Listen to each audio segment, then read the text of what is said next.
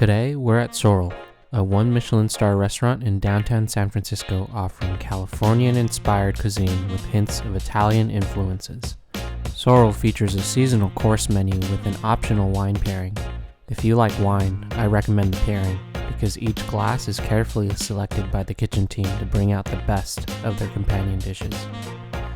To start off the course, the bartender brought over this delicious milk punch. Don't sleep on this milk punch. To whet the senses, if you know what I mean, the kitchen brought out some oysters from the Tamales Bay, paired with cucumbers and shiso leaves. I resisted the urge to ask for Tabasco.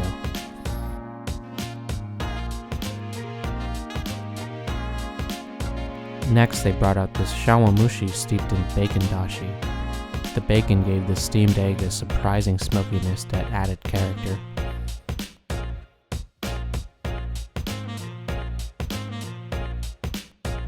And then they brought out this dish. I mean, what can I really say? It's caviar and cheesecake. And let me just say, the cheesecake was more on the savory side, which I was skeptical of, but it worked. It worked so well. This is Sorrel's Spring Bounty, meant to resemble a potted plant, but it tasted much better than a potted plant. More like an upscaled yogurt parfait with the freshest ingredients the spring harvest has to offer.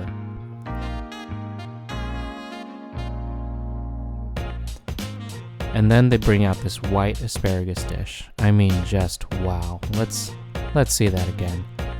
I'm not a big asparagus fan, but this was delicious. The pine nut cream that came with it was silky smooth and full of flavor. If I didn't have another 8 dishes to review, I probably would have asked for a jug of this stuff. In the middle of the meal, they brought out this beautiful assortment of bread and butter. And I didn't know what to praise more, the beautifully baked focaccia or the assortment of 4 types of butter. Give the person who baked this bread a high five.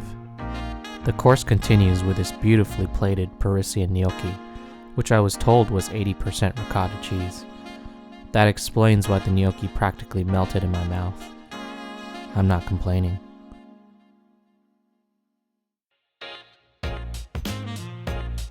Then the kitchen brought out my absolute favorite dish of the night. This is fermented potato sitting over an aerated onion cream with dill abstract. The potato was beautifully fried and crispy, and the fermentation brought out a certain sourness that was balanced by the gentle lightness of the onion cream, a truly refined Sorrel original. Next, they brought out a smoked duck with nettle reduction, paired with a buckwheat chicken tea broth. Interesting dish, but the flavor of the duck didn't really come through. In between dishes, the waiter introduced us to this whole roasted duck that was resting in its juices. Look at that impressive crispy skin.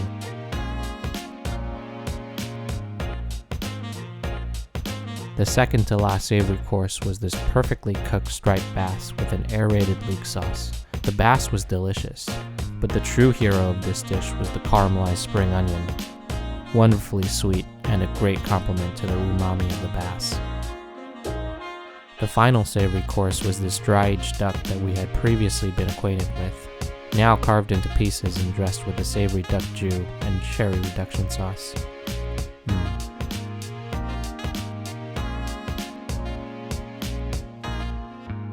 Going into dessert, the kitchen brought out this strawberry sorbet that they called pre-dessert, which is just about the best pre-anything you can ask for.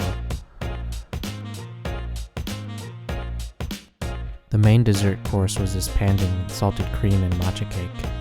The cream had a nice fluffy consistency, but was a bit over-salted for my taste. As a bonus dessert course, the kitchen brought out these cute mini ice cream sandwiches paired with a red miso caramel dipping sauce. Apparently, I've been eating ice cream sandwiches wrong my entire life.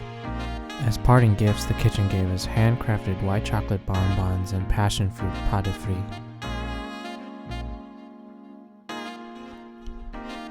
That was Sorrel. Altogether an enchanting evening. If you're ever in the area, go check it out and let me know what you think.